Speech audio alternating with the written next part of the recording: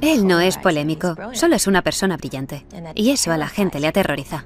Es el epítome del sueño americano, pero también es la viva representación de la pesadilla americana. El señor Trump tiene que entender que el mundo no gira alrededor de su pene. Nunca antes había pensado, ese es el hombre que quiero que se postule para la presidencia, pero madre mía, ahora le adoro.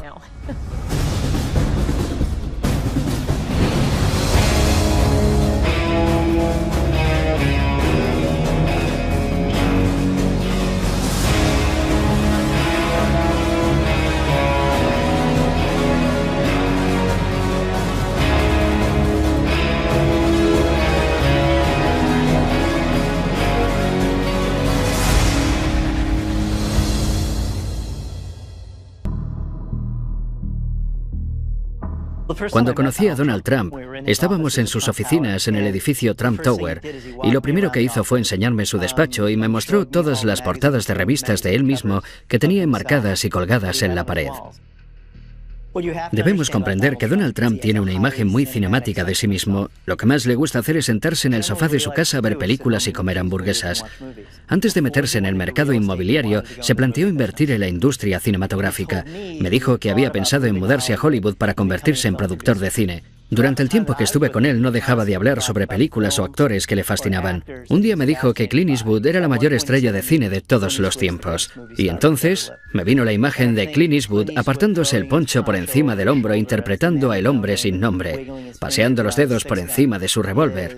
Así es como Donald Trump se ve a sí mismo. Por eso, entrecierra los ojos. Creo que ha practicado la mirada de Clint Eastwood 1.000.000 de veces frente al espejo. Y se imagina a sí mismo llevando a cabo el rodaje de una película producida por Trump, dirigida por Trump y escrita por Trump. Se titularía La vida de Trump.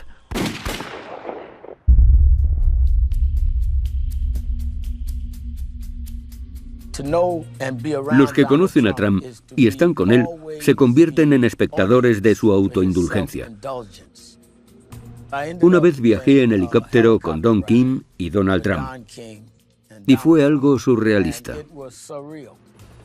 porque me pasé todo el viaje callado, escuchando cómo se contaban el uno al otro lo grandiosos que eran. Y no lo digo como algo negativo, simplemente estaban promocionándose. Ni siquiera escuchaban lo que decía el otro, hablaban sin parar.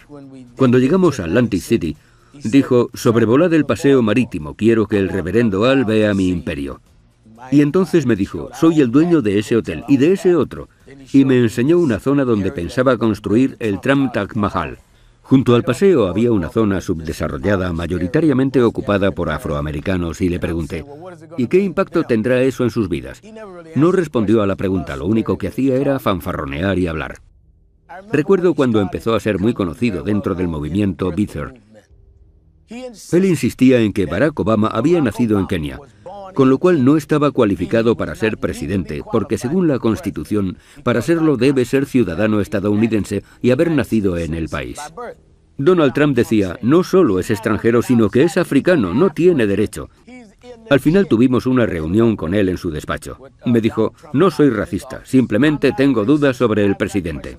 Le pregunté, ¿qué dudas? Ya han demostrado claramente que nació en Hawái. Han presentado el certificado de nacimiento.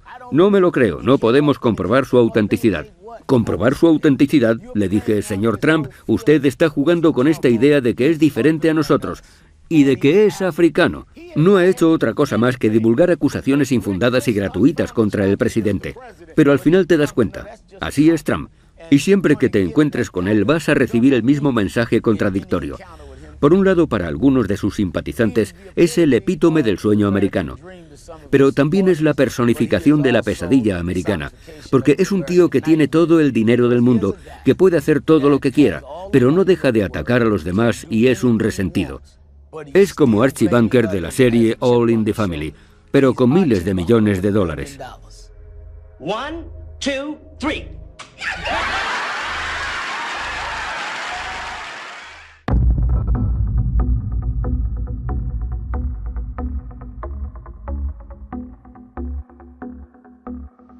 Le conocí porque en las clases de economía realizamos un caso de estudio sobre un libro llamado El arte de la negociación, uno de sus libros más vendidos. Y me dejó fascinada, porque estaba lleno de códigos de tiempo. Era como repasar un día cualquiera en la vida de Donald Trump. Llamar a esta persona, llamar a esta otra, llamar a mi abogado. Se veía el funcionamiento interno de esta gran mente. Hablaba de cómo destruir a la competencia. Era tan provocativo. Él lo ve todo como una partida de ajedrez. Y yo soy una ávida jugadora de ajedrez. Mientras leía el libro no dejaba de pensar. Para él, todo es como una gran partida de ajedrez. Cuando oí hablar de The Apprentice, lo anunciaban como una entrevista de trabajo. Si tienes lo que hay que tener, si quieres vivir como yo, manda tu currículum para ser mi becaria. Y nos lanzamos de cabeza. ¿Quién no quiere ser multimillonario? ¿Quién no quiere vivir en el Trump Tower y tener un ejército de mayordomos a su disposición? Donald Trump es la mente más brillante del mundo en cuanto a marketing y técnicas de venta. No tiene rival. Ya era muy famoso, pero se ha acabado convirtiendo en una superestrella, como una estrella del rock.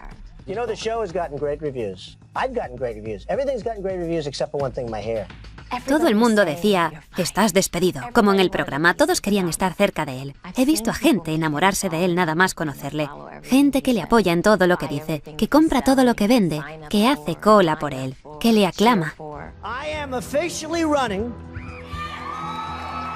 For President of the United States, and we are going to make our country great again. Sabe que mientras la gente esté entretenida, mientras se sienta cautivada, mientras se mantenga la intriga, van a seguir viéndole, le van a prestar atención. Conoce mejor sus ángulos, sabe qué frases usar para elevar los ánimos, para bajarlos un poco, para dar énfasis, para suavizar. Conoce a su público. Sabe lo que esperan de él y él sabe dárselo.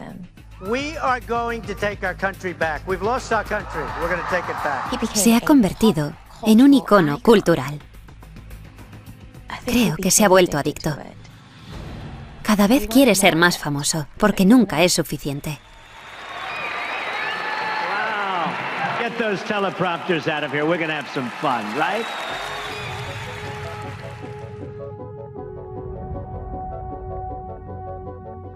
Mira, esta es una de mis posesiones más valiosas. De hecho, la guardo bajo llave. La Academia Militar de Nueva York fue el lugar donde Donald Trump se convirtió en líder por primera vez. Fue la primera vez que estuvo al mando de su propia compañía. En esta página aparezco justo al lado de Donald Trump. Si nos fijamos en esta fotografía del anuario, vemos que tiene una estrella a cada lado del cuello de la chaqueta. Eso es porque era un cadete condecorado. Donald Trump es un líder nato. Aprovechaba su sonrisa y encanto natural para llevarse bien con todo el mundo y parecía que caía muy bien a todos. Con 17 años ya tenía a 40 cadetes bajo su mando. Era mi capitán, así que le conocí bastante bien. Donald era un chico algo rebelde y necesitaba aprender a canalizar esa rebeldía. Siempre me pareció un hombre con un objetivo muy claro, incluso por aquel entonces. Conseguía que todos cooperáramos para hacer lo que él quería. El sistema de valores que seguíamos era nunca mentir, engañar o robar a otros cadetes. Punto. No es que fuese una regla, era un código de honor que llevábamos dentro. Uno de los cadetes robó a otro. Le robó un mechero de gasolina. Se lo dije a Donald Trump y él dejó bien claro a todos que no quería que nadie hiciese nada. Que nadie tomase represalias contra él y todos le obedecimos. Donald le llevó a la oficina administrativa y expulsaron al cadete. Llevábamos una vida muy organizada. La corneta sonaba todos los días al alba. Teníamos que estar en formación 15 minutos después, listos para pasar revista. No podíamos ir a casa los fines de semana. Si teníamos suerte, nuestros padres venían a visitarnos el domingo y nos llevaban a comer fuera. Su madre y su padre venían a menudo. Eran estrictos pero cariñosos, especialmente su madre. Donald era muy conocido y muy querido. Se ganó el título de Casanova al final del año, y eso que ni siquiera había chicas en la escuela. He oído a Donald Trump decir que una de las mejores cosas que le han podido ocurrir en la vida es haber ido a NIMA, la Academia Militar de Nueva York. Los valores que asimilamos en ese entorno durante todo ese tiempo, sé que a Donald Trump le han marcado de por vida, al igual que a mí. El nudo de mi corbata es un doble Windsor. Es algo automático para nosotros. Es el nudo que hacíamos todos los días. Si Donald Trump lleva ahora mismo una corbata, la lleva con un doble Windsor. El Donald Trump que vemos hoy en la tele es el que ha sido siempre.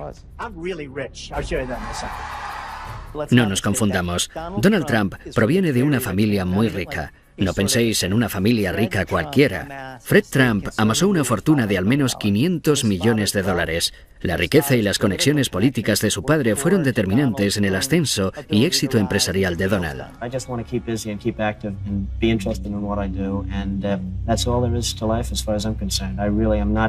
Looking to make tremendous amounts of money. I'm looking to enjoy my life, and if that happens to go with it, that's fabulous.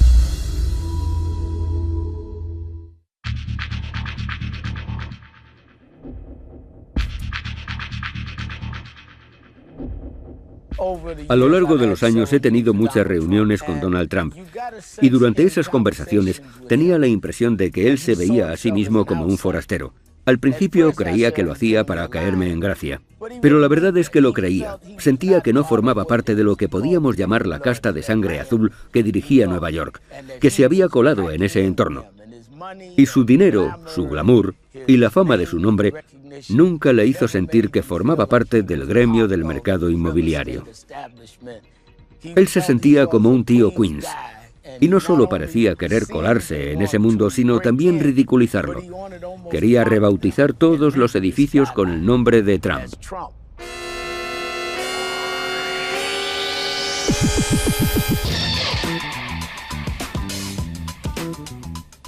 Donald Trump me llamó tocapelotas y estoy muy orgullosa de ello. Soy una auténtica neoyorquina, de los pies a la cabeza, nacida y criada aquí. Las décadas de los años 60 y 70 fueron unos años muy peligrosos, los peores años de la historia de Nueva York. Todos teníamos miedo de ser atracados. Si llevabas anillo de compromiso, le dabas la vuelta o te ponías un guante encima. Incendios, asesinatos, revueltas, violaciones. Donald Trump fue uno de los primeros en aprovecharse de Nueva York cuando estaba de capa caída, aunque de una forma positiva.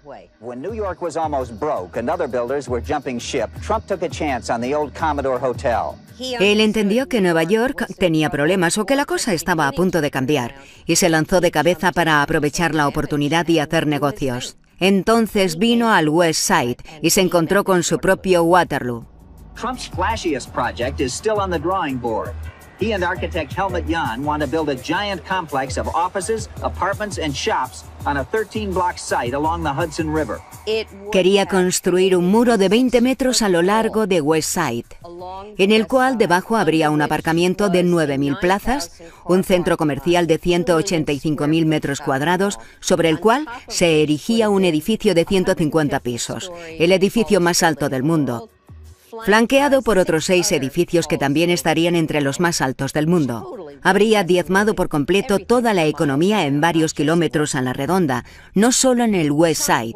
Trump era una figura muy influyente en esa época. Pidió al ayuntamiento que hiciese modificaciones en las leyes medioambientales y consiguió ponerlas en marcha. La idea de luchar contra Trump nació en la mesa de mi comedor, que es donde normalmente germinan las luchas populares. Organizábamos protestas, recogidas de firmas. Nos apoyaba Tony Randall, Paul Newman, Bill Moyers, Lauren Bacall. En un momento dado teníamos 7.000 miembros. No nos sentíamos intimidados por él ni anulados por su arrogancia. Teníamos una misión. Sabíamos lo que estábamos haciendo. Demandamos al ayuntamiento. Para ello, tuvimos que reunirnos con el gran Donald, que era tan arrogante como cabía esperar.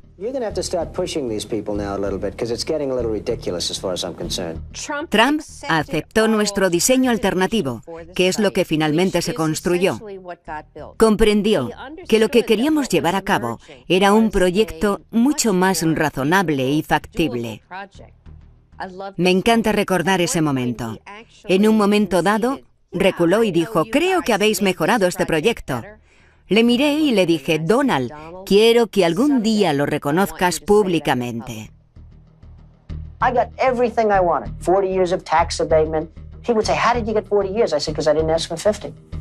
Siempre le digo a todo el mundo que quiero que en mi epitafio diga: Donald Trump me llamó tocapelotas.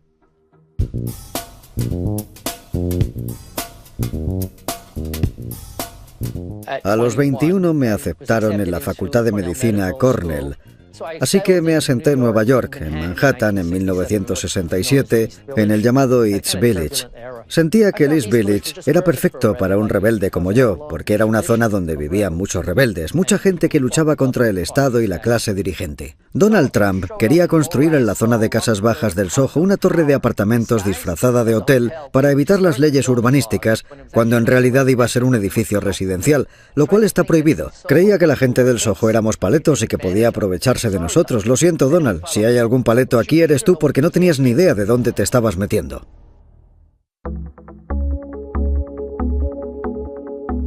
Nadie le impone nada a los vecinos de mi barrio. Nosotros somos los que decidimos qué queremos. Nadie puede decir qué es mejor para nosotros. Inmediatamente pusimos una demanda contra la construcción. Sabíamos que iba a ser un edificio residencial, no un hotel. ¿Quién compra apartamentos a $20.000 el metro cuadrado cuando hay una demanda interpuesta? Nadie, y así fue. Después de un tiempo no había vendido ni uno. De hecho, se inició la ejecución hipotecaria y se subastaron. Así que nos salimos con la nuestra. Queríamos un hotel y eso fue lo que conseguimos. Donald Trump no consiguió lo que quería, se quedó sin su edificio residencial. Solo consiguió quedarse en bancarrota. Trump, haz lo correcto. Sigue las leyes, no eres mejor que nadie.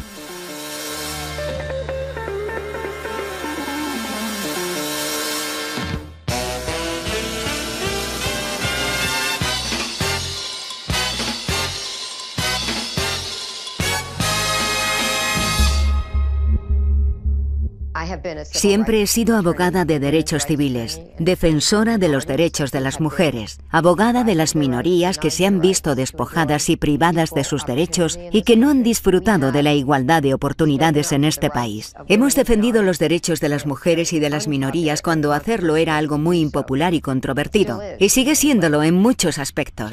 Jenna Talakova se inscribió en el concurso de belleza Miss Universo Canadá. Después de ser aceptada, el comité del concurso decidió expulsarla de la competición basándose en un requisito que debían cumplir las participantes: haber nacido mujer. Do you identify as trans or as a woman? To me, I am a woman. I've always been a woman. Habían violado los derechos de Jenna. Decidimos dar una rueda de prensa para dirigirnos a Donald Trump, que era el dueño del concurso, para poner fin de una vez por todas a esta discriminación tan flagrante. Have you met Donald Trump? Not yet. Jenna tenía pasaporte canadiense, su carné de conducir y su certificado de nacimiento donde se indicaba que era una mujer. Y eso debería ser más que suficiente para el señor Trump. Ella no le ha pedido al señor Trump fotos de su nacimiento para ver su anatomía y para que demuestre que era un hombre. Después de dejar claro que no nos interesaban las fotos de su anatomía, el señor Trump llamó a TMZ para decir que seguramente me quedaría muy impresionada al ver su pene. Yo le respondí: no tengo una lupa suficientemente grande para ver algo tan pequeño.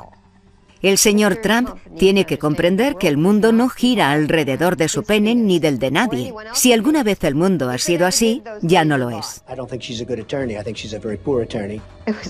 A mí me pareció muy interesante porque me estaba insultando y atacándome directamente a mí. Esas cosas no me molestan porque el mensaje que yo entiendo es que he ganado la batalla y que tengo razón. Al final cedió. Creo que el señor Trump reconoció que en el fondo se trataba de un problema de derechos civiles. Pero al mismo tiempo, había creado una cortina de humo para no admitirlo. Gloria got involved 2 days afterwards. The decision was already made, so she's obviously just in this for publicity. Had I known she was involved, maybe I wouldn't have made that decision because she's easy to beat. Pero lo irónico de todo esto es que un año o dos después fuimos al canal Fox News y de pronto entró el señor Trump en la sala de espera donde estábamos sentados. Pensé, oh no, no me ha dado tiempo para preparar a mi cliente. ¿Qué va a decirle? ¿Qué va a hacer? Y se acercó, le presenté a mi cliente y él le dijo, tiene usted a la mejor abogada que podría encontrar. No cesa hasta conseguir su objetivo, así que nunca la despida porque no va a encontrar a nadie mejor. Y me sonrió, me estrechó la mano y se fue. Pero por otro lado, su discurso cuando estaba ante las cámaras era muy diferente. A lo mejor el verdadero Donald Trump es una mezcla de esas dos personalidades.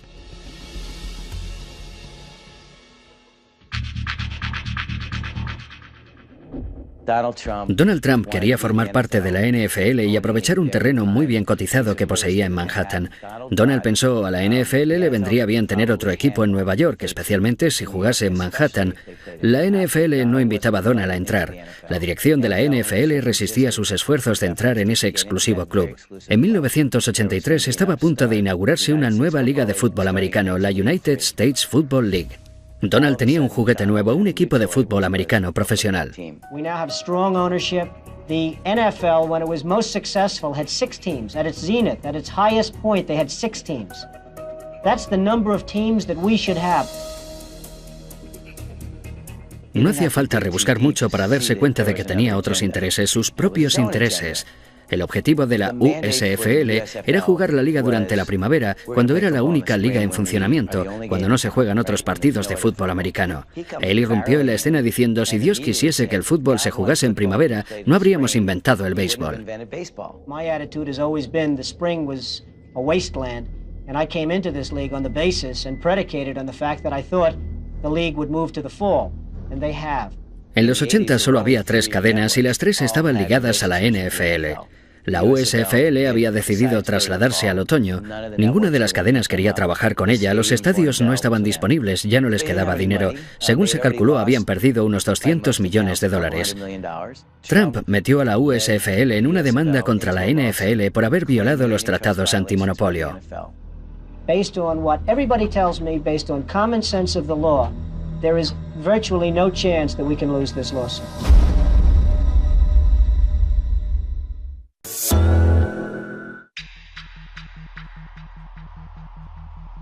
Sin duda la USFL ganó la batalla, pero perdió la guerra. El juez determinó que la NFL había violado las leyes antimonopolio, pero debido a la forma en la que se llevó el caso, consiguieron quedar como los pobres indefensos que tenían que luchar contra un gigante vestido con trajes de $5.000. Donald Trump quedó retratado como un abusón que quería quedarse con todo el pastel. El juez concedió $1 en compensación a la USFL. Como se trataba de un caso antimonopolio, la multa por daño se triplicó, así que se quedó en $3. Fue el final de la liga, ni más ni menos. En 2009, la ESPN lanzó una serie llamada 30 for 30, una serie de documentales pionera. Los ejecutivos de la ESPN me pidieron que dirigiera un episodio y les contesté, bueno, solo me interesa si puedo hacer un episodio que se llame ¿Quién mató a la USFL? Ya sabéis a quién me refiero. Estuve detrás de Donald, pero se me resistió. Tenía un intermediario muy protector. Le mandaba cartas, emails, le llamaba constantemente, pero no obtuve ninguna respuesta. Después me pidieron hacer una entrevista para una serie llamada Sport Business Journal. Curiosamente, mi teléfono sonó al día siguiente y era el intermediario. Me dijo, el señor Trump está listo para recibirle.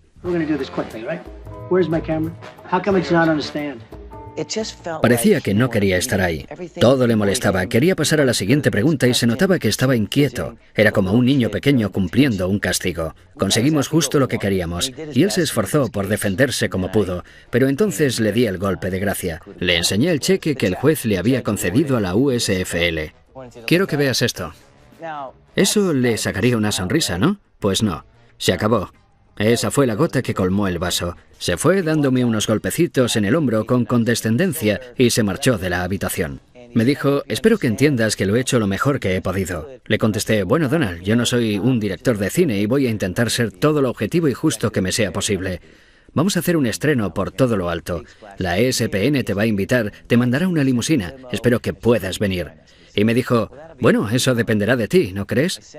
Le mandé una carta y él me contestó, cuando Donald te manda una carta, simplemente coge la que tú le has mandado y escribe encima con un marcador negro. Dijo que era una película barata y que faltaba a la verdad. Terminó diciendo mucha suerte, firmado Donald Trump. Postdata, eres un pringado.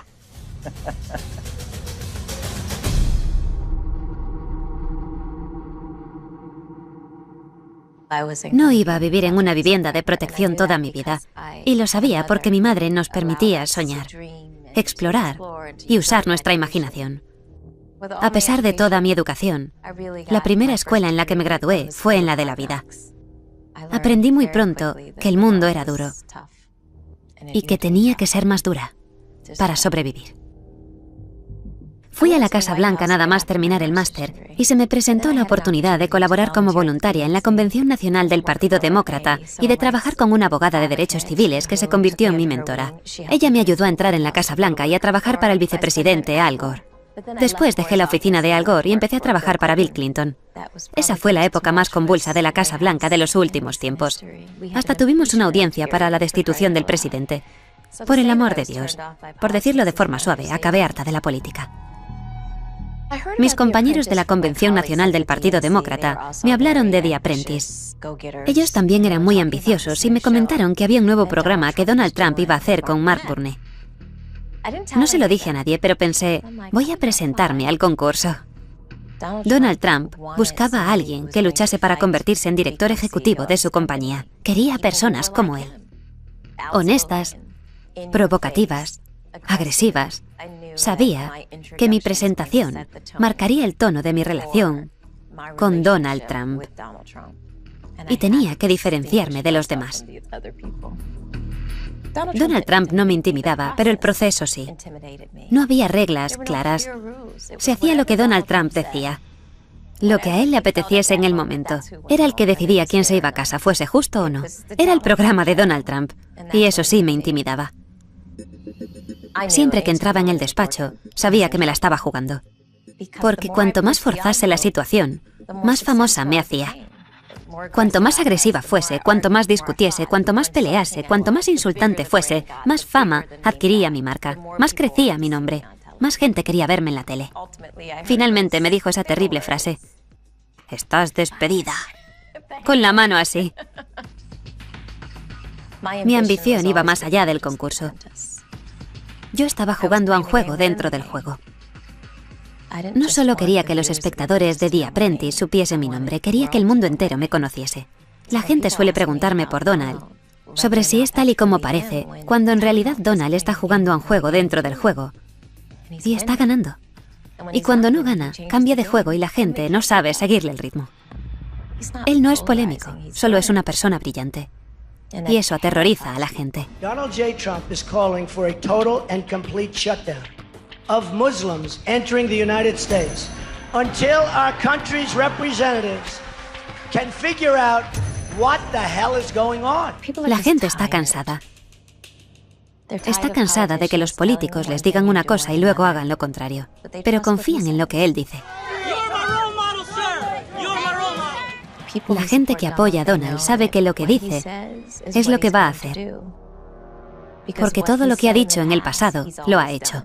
We're bringing our jobs back, folks. We're bringing our jobs back. We're going to bring them back.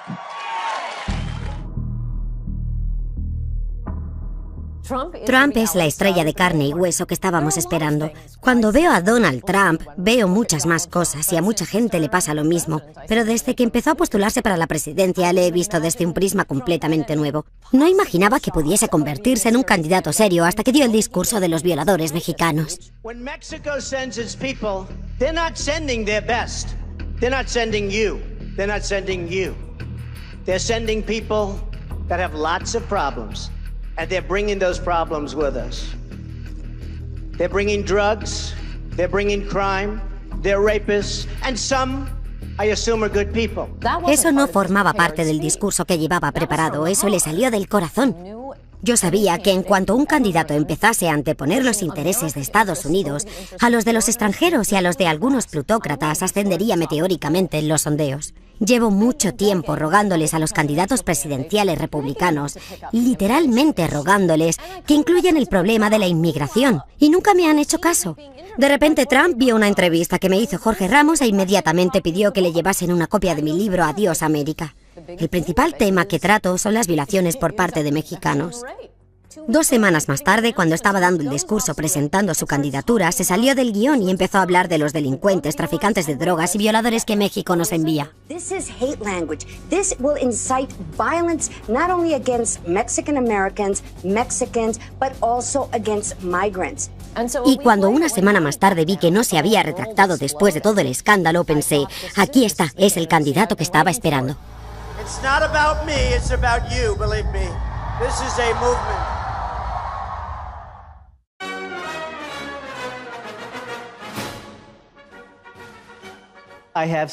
He pasado mucho tiempo con Donald Trump. Creo que cuando más estuve con él fue entre 2003 y 2005. Por aquel entonces cubrí un reportaje sobre él para New York Times y después estuve escribiendo el libro.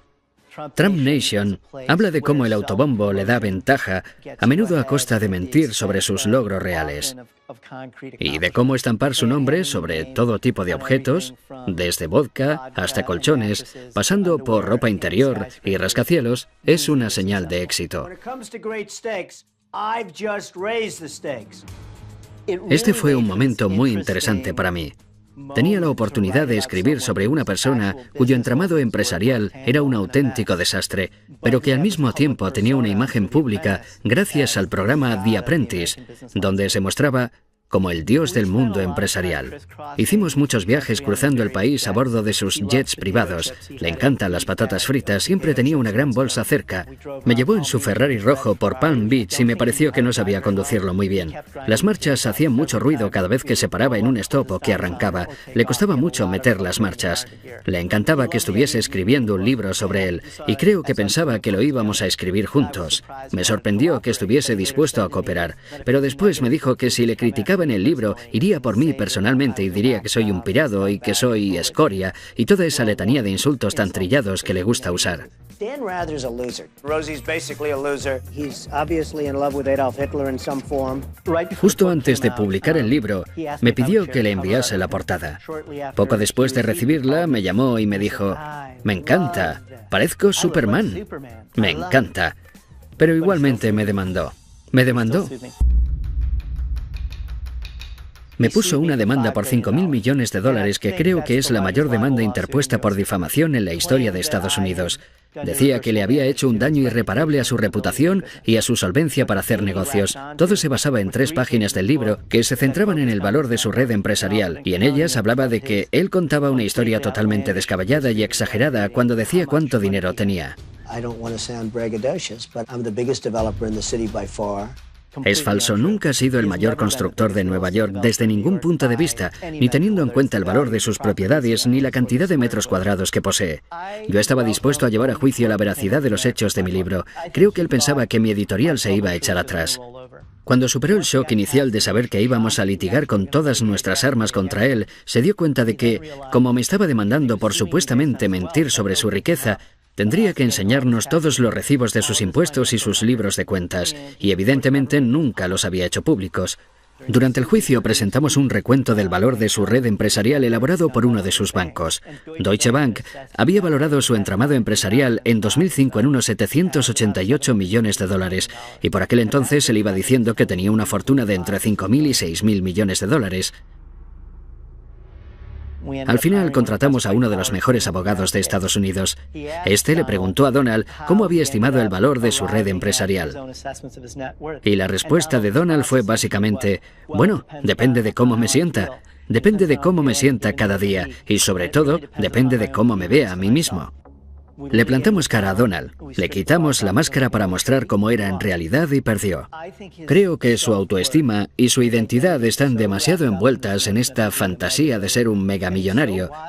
Y en el fondo es una persona tan insegura que si no se muestra como una de las personas que merecen estar entre los 100 o los 200 primeros de la lista Forbes, no es nadie.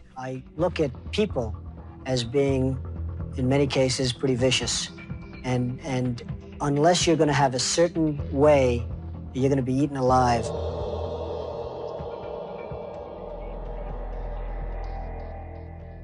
Politicians are supposed to make a lot of promises they don't intend to keep.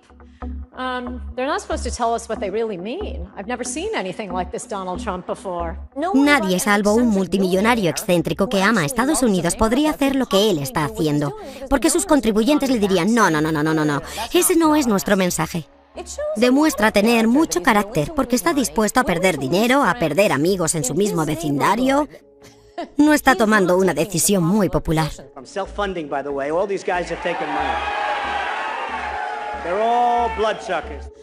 Nunca antes había pensado, ese es el hombre que quiero que se postule para la presidencia, pero madre mía, ahora le adoro. Nunca había asistido a un evento político donde la gente estuviese tan feliz, porque por fin alguien hablaba sobre inmigración, sobre comercio y sobre proteger a los americanos, y además mandaba a tomar viento fresco a los medios de comunicación y a la corrección política. Los ciudadanos llevan mucho tiempo esperando que alguien se ponga de su lado en estos asuntos. En todos sus mítines, ¿cuál es la frase que despierta más ovaciones? Voy a levantar un muro. Todo el mundo se pone en pie al oírlo. Es cuando más le aplauden. Si nota que se está alargando demasiado, que la gente empieza a aburrirse, que dice algo que no gusta, si quiere ganárselos de nuevo, empieza a hablar del muro.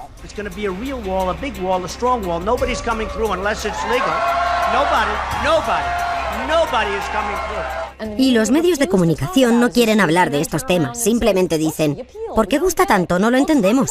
Pues hablad de los problemas reales. La candidatura de Donald Trump se basa en el colapso del sueño americano. Y no hablo del típico cliché, ni siquiera me refiero exclusivamente al aspecto económico.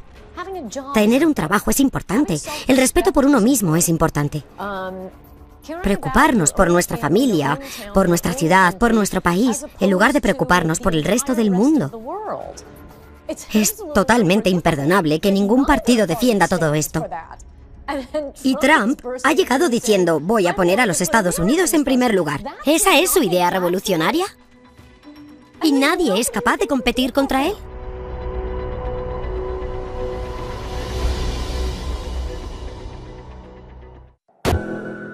We view this as war. Don't we view this as war? It's war.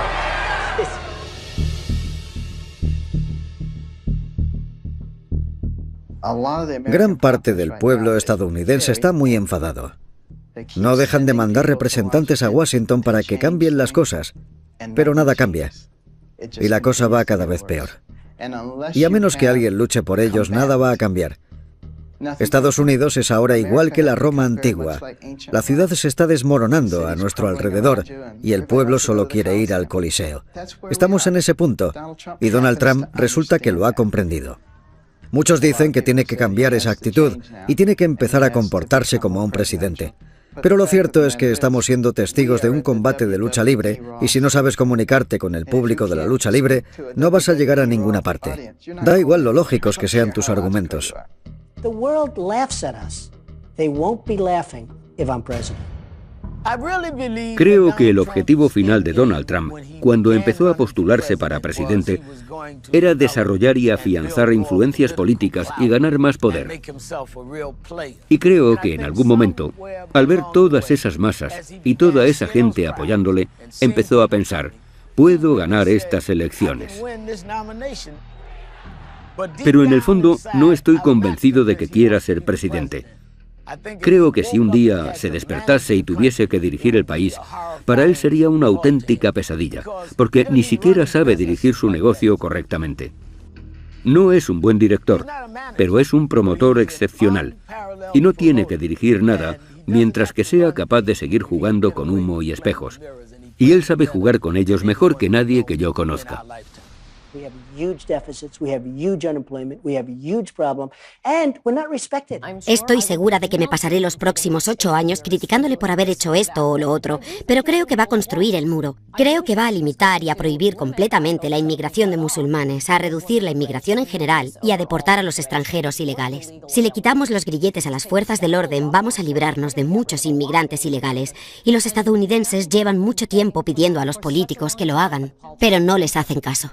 Thousands of people trying to get in. Should we let them in or not?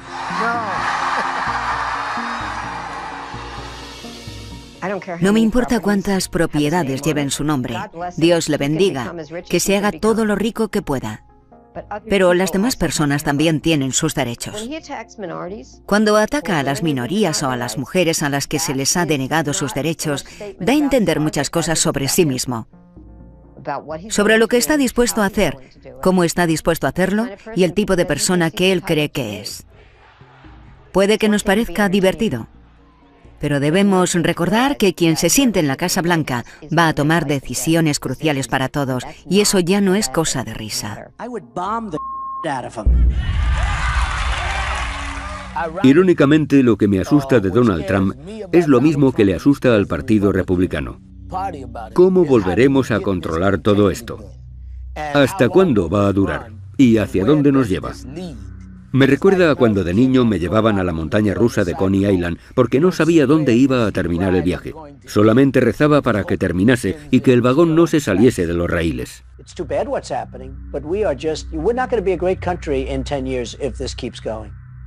La gente siempre me pregunta, si Donald ganara, ¿te irías con él a trabajar a la Casa Blanca? Y les digo, por supuesto. Creo que servir al país que amo es una oportunidad única que no puedo desaprovechar. Y además me gustan las armas y el dinero. Comercio, tesoro, defensa, exteriores, donde me necesite, señor Trump, ahí estaré. Lo peor que podéis hacer es subestimar a Donald Trump. Nunca, nunca subestiméis a Donald Trump. Creo que la Casa Blanca de Trump tendría unos 50 pisos de altura. Estaría pintada de dorado, instalaría luces intermitentes por toda la avenida Pensilvania. El Air Force One estaría incrustado de diamantes. La televisión emitiría más charlas del presidente junto a su chimenea de las que querríamos ver en toda nuestra vida. Aparte de eso, puede ser un buen presidente, pero cualquiera que piense que Donald Trump va a desaparecer está tremendamente equivocado.